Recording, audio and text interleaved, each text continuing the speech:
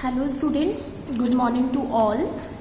In the previous video we start our first chapter resources, and today's topic is types of resources, page number 2. Okay, resources are generally classified into the natural, human made and human. Okay, resources को हमने कितने types में divide किया है? Resources को हमने 2 types में divide किया है. Okay, first is natural resource and second is human made resources. ठीक है, नेचुरल रिसोर्सेज ऐसे रिसोर्सेज होते हैं जो हमें नेचर से गिफ्ट में मिलते हैं, गॉड गिफ्टेड होते हैं. ओके, तो ऐसे सारे रिसोर्सेज को हम नेचुरल रिसोर्स कहते हैं. Okay, for example soil, land, water, air, ये सारी चीज़ें हमें कहाँ से मिली हैं? ये सारी चीज़ें हमें नेचर से मिली हैं. ठीक है, इसीलिए हम इन्हें नेचुरल रिसोर्सेज कहेंगे. और ऐसी चीज़ें जो इंसान अपने यूज़ नीड के अकॉर्डिंग खुद बनाता है, ऐसी चीज़ों को हम बोलते हैं मैन मेड रिसोर्सेज या फिर ह्यूमन मेड रिसोर्सेज. ठीक है, लेकिन रिसोर्स मैंने आप लोगों को मीनिंग में ही बता दिया था कि रिसोर्स हर एक वो चीज़ होती है जो हमारे नीड की होती है और हम उसे यूज़ करते हैं. सराउंडिंग्स में जितनी भी चीज़ें जो हमारे यूज़ की होती है वो सारी चीज़ें रिसोर्स होती है. ठीक है, तो हमारे यूज़ की कुछ ऐसी चीज़ें होती हैं जो हमें नेचर से मिलती है, that all are natural resources. और कुछ ऐसी चीज़ें होती हैं जिन्हें हम अपने नीड और अपने डिमांड्स के अकॉर्डिंग खुद बनाते हैं, उन्हें बोलते हैं हम human made resource. Okay, so the first topic is natural resources. Resources that are drawn from nature and used without much modification are called natural resources. ठीक है, ऐसे रिसोर्सेज जो हमें नेचर से मिले हुए होते हैं और जिन्हें हम किसी भी बदलाव के बिना यूज़ करते हैं, वो रिसोर्सेज हमारे नेचुरल रिसोर्सेज कहलाते हैं. ठीक है, मॉडिफिकेशन का मतलब होता है किसी को बिना मॉडिफाई किए, किसी को बिना चेंज किए हुए, है ना. जैसे वाटर है, एयर है, इन सबको हम डायरेक्ट यूज़ करते हैं, राइट. तो ये हमारे कैसे हो गए? कौन से रिसोर्स हो गए? नेचुरल रिसोर्सेज हो गए. The air we breathe, the water in our river and lakes, the soil minerals are natural resources. ठीक है, मैंने आप लोगों को बता दिया कि ये सारे हमारे कौन से रिसोर्सेज होते हैं? Natural resources. Many of these resources are free gift of nature and can be use directly. In some cases, tools and technology may be needed to use a natural resource is the best possible way. ठीक है, ये जितनी भी चीज़ें होती हैं ये direct हमें नेचर से मिली होती हैं एज अ गिफ्ट, और इन चीज़ों को हम डायरेक्टली यूज़ करते हैं. हाँ, कभी कभी ऐसा होता है कि हम अपने टूल्स और टेक्निक्स के हिसाब से इनको अपने नीड के हिसाब से यूज़ करते हैं. जैसे वाटर को हम डायरेक्ट ड्रिंक नहीं कर सकते, पहले उसे प्योरीफाई किया जाता है, उसके बाद ही हम उसे ड्रिंक करते हैं, राइट. तो हम इन नेचुरल रिसोर्सेज को अपने टूल्स और टेक्निक्स के अकॉर्डिंग बेस्ट पॉसिबल वे में कंज्यूम कर सकते हैं, बट हम इसे डायरेक्ट भी ले सकते हैं. तो ऐसे रिसोर्सेज जिनको हम डायरेक्टली यूज़ करते हैं वो हमारे नेचुरल रिसोर्सेज कहलाते हैं. Natural resources are classified in 2 different groups depending upon their level of development and use, origin, stock and distribution. ठीक है, नेचुरल रिसोर्सेज को हमने कितने टाइप्स में क्लासीफाई किया है? लेवल ऑफ डेवलपमेंट, उनके डेवलपमेंट के हिसाब से, उनके यूज़ के हिसाब से, उनके ओरिजिन के हिसाब से, उनके स्टॉक के हिसाब से और उनके डिस्ट्रीब्यूशन के हिसाब से. इन लेवल में हमने इनको क्लासीफाई किया है. ठीक है, तो अगर हम on the basis of their development and use resources can be defined into 2 groups, actual resource and potential resource. अगर हम लेवल ऑफ डेवलपमेंट के हिसाब से देखें तो उसे भी हमने 2 पार्ट्स में डिवाइड किया है, that is actual resource and potential resource. ठीक है, ये क्लासिफिकेशन का चार्ट मैं आपको दे दूंगी प्रॉपर वे में, तो आप लोगों के लिए वो चार्ट लर्न करना काफ़ी इजी हो जाएगा, राइट. तो अभी हम यहाँ पे देखते हैं एक्सप्लेनेशन कि level of development and use, origin, stock and distribution. इसमें तो हमने नेचुरल रिसोर्स को क्लासीफाई किया. उसके बाद जब हम पहले क्लासिफिकेशन पे आते हैं, that is level of development, उन्हें भी हमने 2 पार्ट्स में डिवाइड किया है, that is actual resource and potential resources. ठीक है, अब देखते हैं एक्चुअल रिसोर्सेज क्या होते हैं। Actual resources are those resources whose quantity is known, these resources are being used in the present. ठीक है, एक्चुअल रिसोर्स ऐसे होते हैं जिनकी क्वांटिटी को हम मेजर कर सकते हैं। ओके, और ये रिसोर्सेज हम अभी प्रेजेंट में यूज कर रहे हैं। The rice rich deposit of coal in Ruhr region of Germany and petroleum in the West Asia, the dark soil of Deccan Plateau in Maharashtra are all actual resource। ठीक है, जितने भी हमारी कोल है रुहार के रीजन में और पेट्रोलियम है वेस्ट एशिया में, जो हमारी डार्क सॉइल्स आती हैं।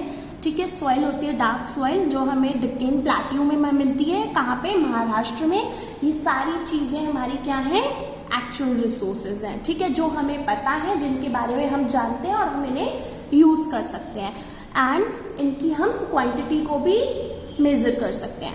नेक्स्ट है potential resource. Potential resources are the those resources whose entire quantity may not be known and these are not being used at present. ठीक है, और हमारे जो पोटेंशियल रिसोर्स होते हैं वो ऐसे रिसोर्सेज होते हैं जिनकी हम एक्चुअल क्वांटिटी को मेजर नहीं कर सकते, जिनकी हम क्वांटिटी को एक्यूरेट नहीं निकाल सकते और जिनका यूज़ अभी प्रेजेंट में नहीं हुआ है। These resources could be use in future, और हम मे भी इनका यूज़ आगे जाके करें but still not used. Okay, what are that resources?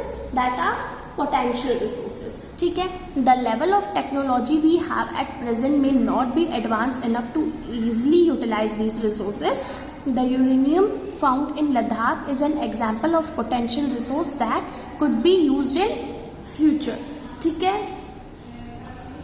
ये जो potential resources होते हैं उनको हमने अभी तक प्रेजेंट में इसलिए यूज़ नहीं किया है बिकॉज अभी तक हमारे पास ऐसे कोई टेक्नोलॉजी डेवलप नहीं हुई है प्रेजेंट में जिनके थ्रू हम इन रिसोर्सेज को यूटिलाइज कर सकें, राइट, है ना। लेकिन ये हो सकता है कि हम इन रिसोर्सेज को आगे फ्यूचर में यूज़ करें, है ना। हाई स्पीड विंड्स व पोटेंशियल रिसोर्स 200 ईयर्स एगो। लेकिन अगर हम देखें हाई विंड, जो विंड मिल्स होती हैं, यहाँ पिक्चर में देखिए, ये जो विंड मिल्स होती हैं, ये अगर हम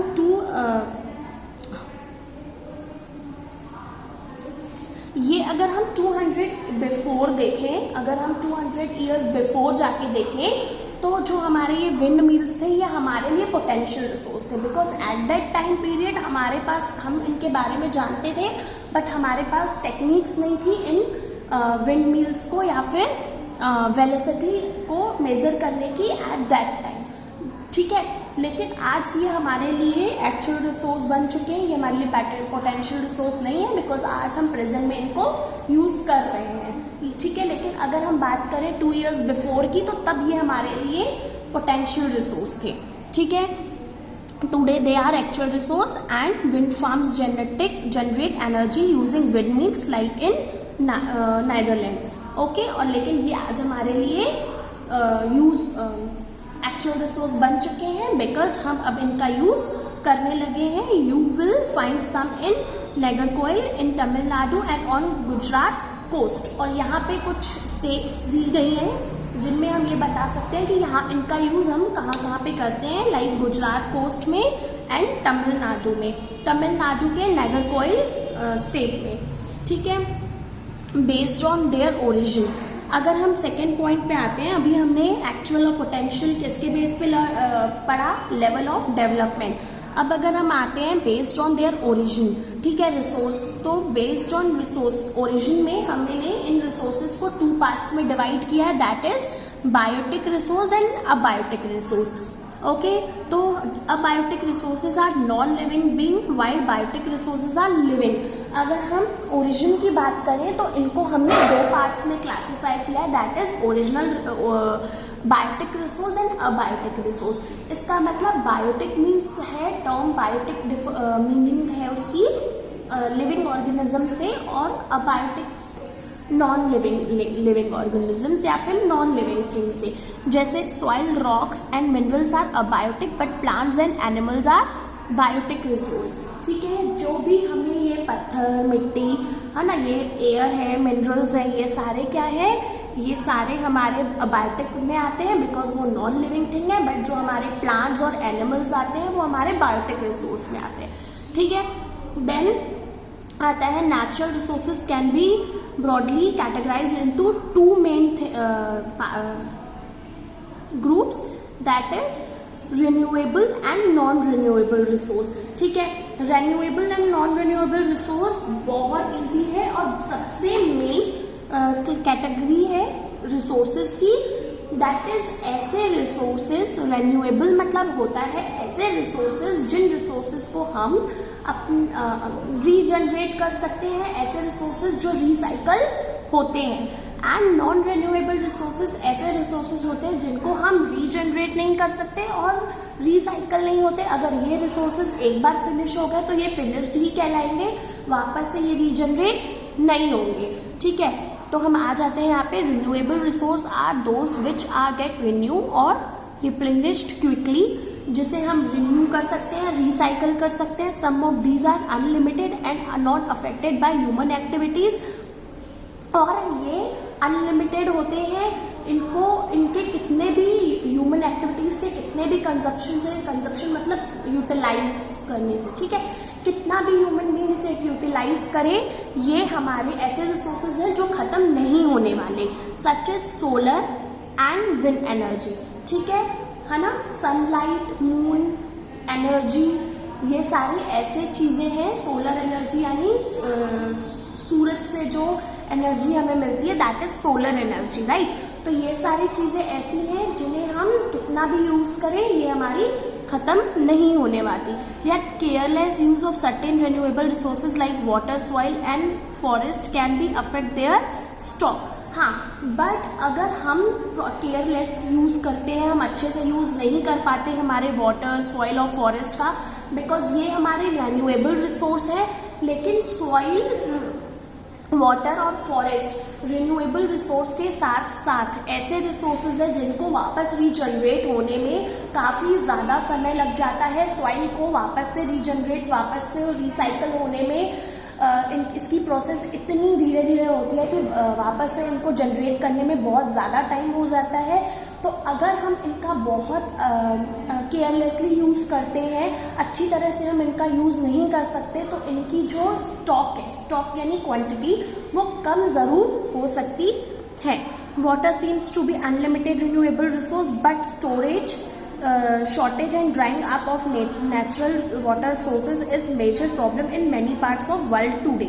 ठीक है, वाटर क्या है, वाटर क्या है, वाटर हमारा अनलिमिटेड रिन्यूएबल रिसोर्स है। अनलिमिटेड यानी काफ़ी ज़्यादा है और हम इसे रिन्यू भी कर सकते हैं, बट अगर हम इसका भी प्रॉपर यूज़ नहीं करते तो आज भी हमें अपने वर्ल्ड में कहीं बहुत सारे जगहों पे ये देखना पड़ता है कि वाटर की स्कैर्सिटी हो जाती है, वाटर की कमी हो जाती है। ठीक है, देन आता है हमारा non renewable resource. Non renewable resource are those which have a limited stock, once the stock are exhausted in may take thousands of year to be renewed और रिप्लेनिश्ड। ठीक है, एग्जॉस्टेड मतलब क्या होता है, एग्जॉस्टेड मतलब होता है ख़त्म होना, नष्ट होना। ठीक है, तो नॉन रिन्यूएबल रिसोर्स ऐसे रिसोर्स होते हैं जिनका स्टॉक काफ़ी कम है हमारे पास, और अगर एक बार ये ख़त्म हो जाते हैं तो कुछ कुछ रिसोर्सेज ऐसे होते हैं जो कि रीजनरेट ही नहीं हो पाते, और कुछ कुछ ऐसे हैं जिन्हें अगर रीजनरेट करना भी हो तो थाउजेंड्स ऑफ ईयर्स लग जाते हैं। ठीक है, since this period is much more than human life span, और हमारी शायद कुछ कुछ रिसोर्सेज तो ऐसे भी होते हैं जिन्हें ह्यूमन लाइफ से भी ज़्यादा टाइम लग जाएगा रीजनरेट होने के लिए। Such resources are considered as non renewable.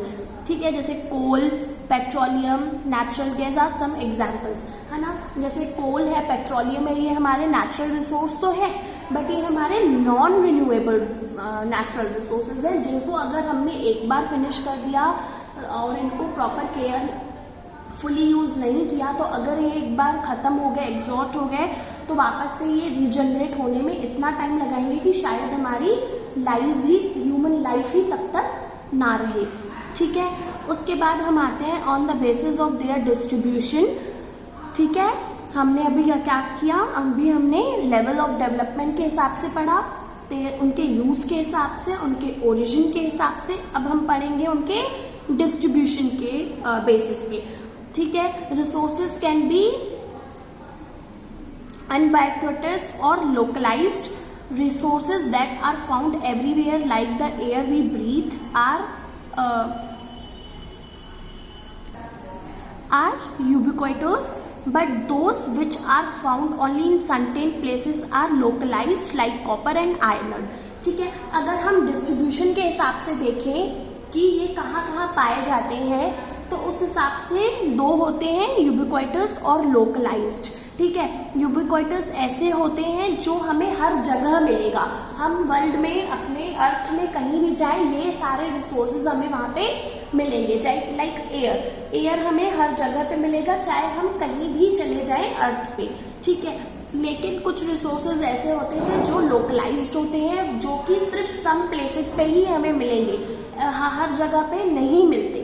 ठीक है, हाँ ये है कि अगर हमें पता है कि उस पर्टिकुलर प्लेस में वो मिल रहे हैं तो वहाँ से हम ले सकते हैं, बट ऐसा नहीं है कि वो हर जगह पे उनका प्रोडक्शन हो। ठीक है, तो ऐसे होते हैं जैसे कॉपर एंड आयरन और कॉपर का तो हम यहाँ पे भी यूज़ करते हैं, हमारे एमपी में भी, बट इसका मतलब ये नहीं कि हमें हर जगह मिले। ठीक है, फिर इनका डिस्ट्रीब्यूशन होता है अलग अलग जगहों पे। ठीक है, लेकिन ये सिर्फ मिलते हमें किसी पर्टिकुलर प्लेस पे ही है। ठीक है, इसलिए इनको कहा जाता है लोकलाइज्ड रिसोर्सेज। ठीक है, the distribution of natural resources depends upon number of physical factor like terrain, climate and altitude. ठीक है, हाँ, the distribution of resources is unequal because these factors differ so much over the earth. ठीक है, तो natural resources का जो distribution है वो हमारे कुछ फिजिकल फैक्टर्स पे भी डिपेंड्स करता है, लाइक क्लाइमेट एंड अल्टीट्यूड। ठीक है, क्या होता है जब हम हमारा क्लाइमेट और हमारे जो वेदर है वो हमेशा सेम नहीं होता, अलग अलग सीजन में अलग अलग क्लाइमेट और वेदर होता है, लेकिन इसलिए इन रिसोर्सेज को हर जगह एट अ टाइम पहुंचाना काफ़ी डिफ़िकल्ट हो जाता है। ओके, तो हमारा नेचुरल रिसोर्सेज ख़त्म हुआ। नेचुरल रिसोर्स के बाद हमारा नेक्स्ट टॉपिक आएगा ह्यूमन मेड रिसोर्सेज, जिसे हम अपने नेक्स्ट वीडियो में कंटिन्यू करेंगे। Thank you.